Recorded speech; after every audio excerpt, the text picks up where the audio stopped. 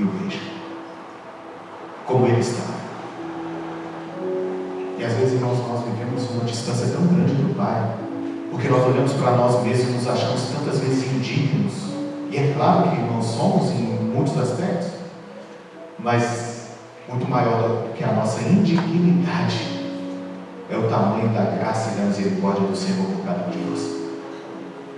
É por isso que você precisa viver uma vida espiritual viva, real com o Senhor. É por isso que você precisa amar a Deus, porque se você não ama a Deus, queridos, não adianta fazer mais nada. Essa é a angústia do coração, é entender que às vezes nós trocamos a viver na presença de Deus por cumprir certas coisas que nós achamos que Deus quer que a gente faça. E é claro que Deus quer que a gente seja fiel. É claro, irmãos, que Deus quer que a gente cumpra os mandamentos dele. É claro que o Senhor quer que a gente guarde o sábado. É claro. Mas se você não fizer isso por amor, pode ser que Jesus volte e você diga: Senhor, em teu nome eu fiz tudo isso. E ele vai olhar para você e vai dizer: não vos o quê? Conheço. Porque conhecer é relacionamento. Conhecer é estar perto. Conhecer é abraçar. Conhecer é beijar. Conhecer é estar presente. O pai segura o rapaz e o aperta contra o seu peito. O que nós vemos aqui, irmãos, é que o pai ele lança a sua capa sobre o seu filho. E talvez alguns pensem: para quê? É para esconder a vergonha do filho. O pai coloca um anel no dedo do filho, e não era qualquer anel, era o sinete. Sabe o que era o sinete? Era um anel que tinha o carimbo da família. E todos os documentos da família eram assinados com aquele anel, como se fosse um carimbo. E o que o pai faz? Tira o anel do seu dedo, simbolizando a autoridade, e coloca no dedo do filho. Você não vai ser jornaleiro, não.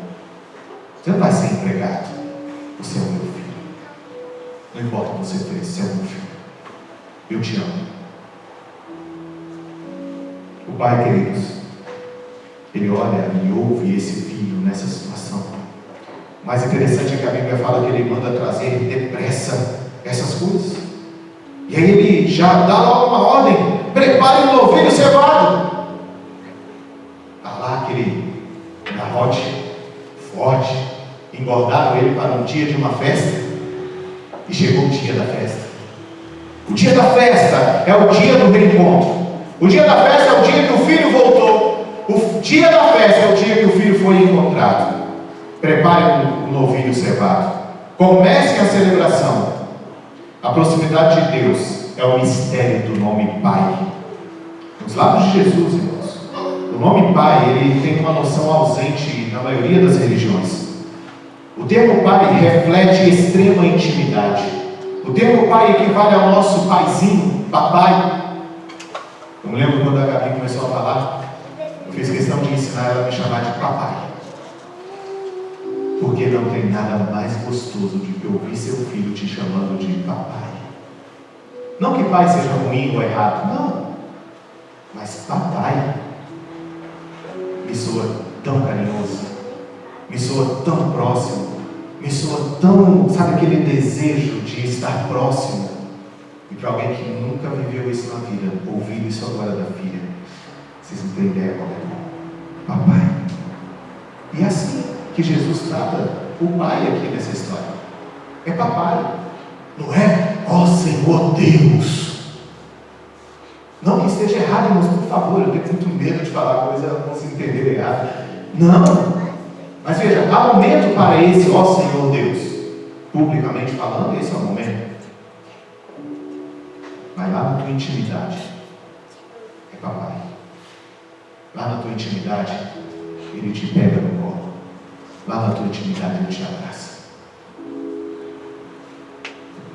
A parábola de Jesus, irmãos, ao contrário do que infelizmente muitas vezes fazemos, ela não coloca ênfase na indignidade do filho, mas no amor do pai.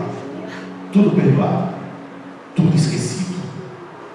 Os dias de fome e de convívio com os porcos estão no passado. E com o toque de mestre, Jesus leva a história ao clímax final. Uma festa é preparada para celebrar o retorno do seu filho. Não há nenhuma palavra de recriminação, não há nenhuma palavra moralista, nenhuma exigência de prestação de contas, nenhuma condição imposta, nenhum tempo de prova, sabe? Fica aqui para a gente analisar primeiro, nenhum período de disciplina, nenhuma quarentena ou penitência exigida, nada.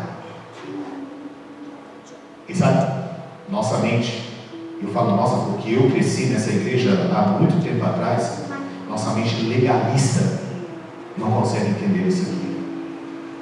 Nós achamos que se errou tem que pagar, e como adoramos fazer isso. Não que não tenha, infelizmente, irmãos, há algumas consequências pelas escolhas que fazemos, são consequências, mas se você se arrependeu, as consequências são amenizadas pelo amor do Pai. A história do filho pródigo, ela subverte o retrato de Deus pintado pela tradição do judaísmo. Segundo Jesus, Deus não exige reforma e santificação antes de aceitar os que o buscam. Ele não espera uma transformação moral, ou mesmo o nosso arrependimento para nos receber. E tão importantes quando sejam reforma, transformação e arrependimento, eles não são a base pela qual somos aceitos por Deus, mas é o resultado de sermos aceitos por Deus. Porque Deus nos amou, é que nós podemos viver uma vida plena de obediência e de fidelidade para com Ele. É por isso. Em outras palavras, é a aceitação divina que causa o arrependimento e não o contrário. Deus opera com base na graça. Nós fazemos apenas uma contribuição para a nossa salvação. E a nossa única contribuição para a salvação, pasme, é o pecado. Conseguiram entender isso aqui? Como assim, pastor? Em outras palavras, o que eu estou querendo dizer para vocês, queridos, é que nós não temos contribuição nenhuma para sermos salvos. É pela graça dele, é pelo amor dele, é pela misericórdia dele. Agora, se você está salvo, honre o que Jesus fez por você. Se você compreendeu que Jesus te ama, então agora viva de acordo com o amor que você recebeu. Porque a pior coisa que existe é a ingratidão quando recebemos o melhor de alguém.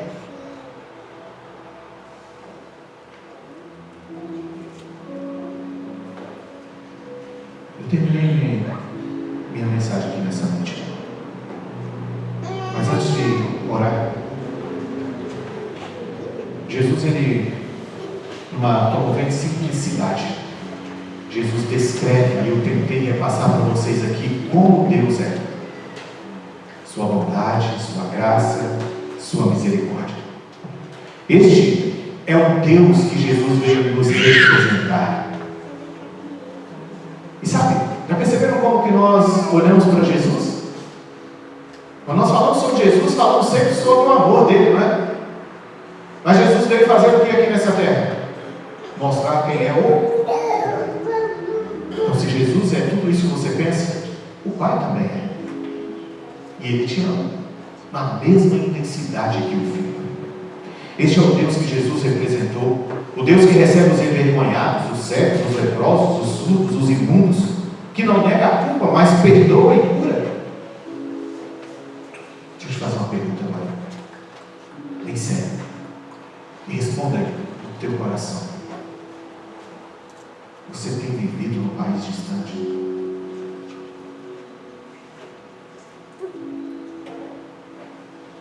Você tem vivido uma vida alienada de Deus e de si mesmo, e talvez precise cair em si? Será se você conseguiu chegar ao fim das suas ilusões? Será se você consegue perceber que, ou talvez pensar, se a sua jornada parece ter chegado ao final numa vila ou numa rua sem saída? Você veio à igreja nessa noite desanimado, deprimido pelos descaminhos da vida que o levaram a viver longe do Pai, imaginando que para mim não existe mais solução nem esperança? Será se é isso que você veio aqui à igreja sentindo? Antes de orar, eu quero dizer para você que aqui está o Deus que Jesus veio revelar.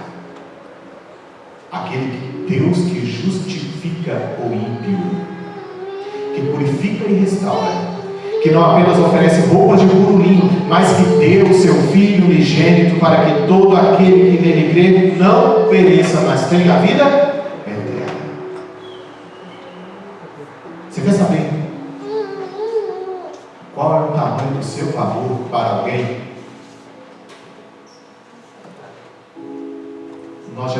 pedimos por aquilo que recebemos dessas pessoas, né? Nossa, fulano me deu R$1.000 de presente. Aí o outro do lado, nossa, ele me deu só 50. E a Bíblia diz para nós, João 3,16, Deus, o Pai, deu o que Ele tinha de mais precioso por cada um de nós aqui. Consegue ver o tamanho do seu valor?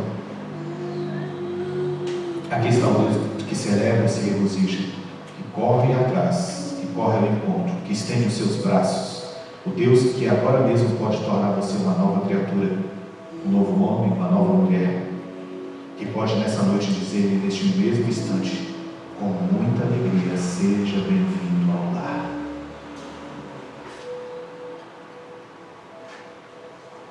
Eu gostaria de nessa noite, diferente das outras noites em que você ficou ali sentado e orava, você não queria nessa noite, em nome de Jesus,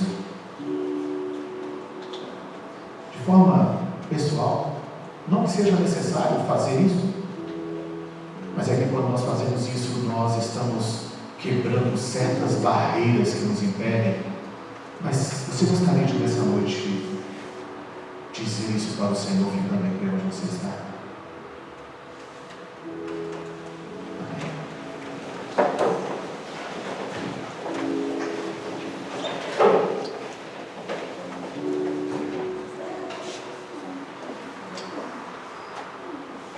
Então agora feche os seus olhos.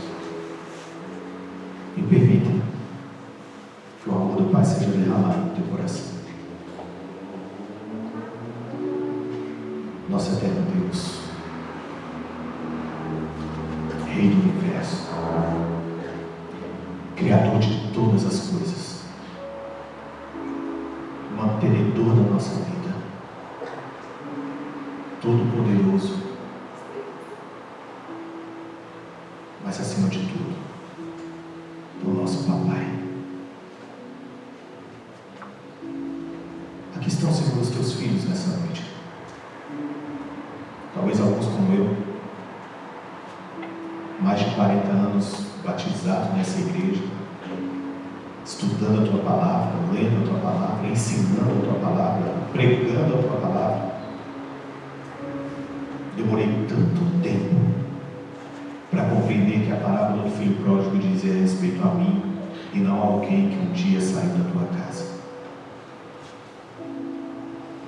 Talvez assim como eu, muitos aqui só se deram conta disso hoje. Só se deram conta de que ela diz respeito ao Pai e não exatamente ao Filho.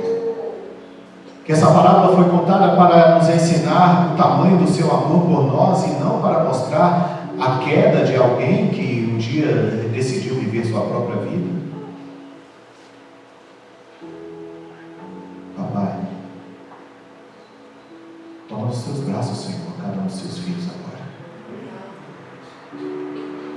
Tem pessoas aqui, Senhor, que estão sofrendo tanto no país distante.